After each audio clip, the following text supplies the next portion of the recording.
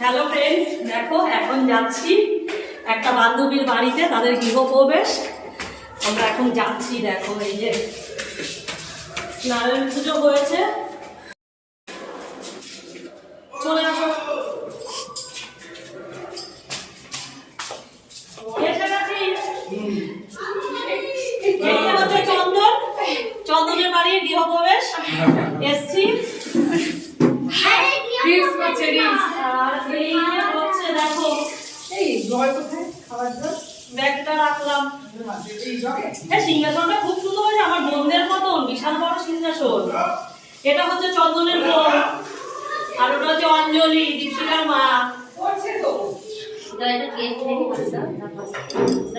আর এই যে দেখো দীপশিখা এতক্ষণ ফোন ধরেছিল, আর এই যে ওর কুট্টি বোন কার্য। এ কি হয়েছে ওর?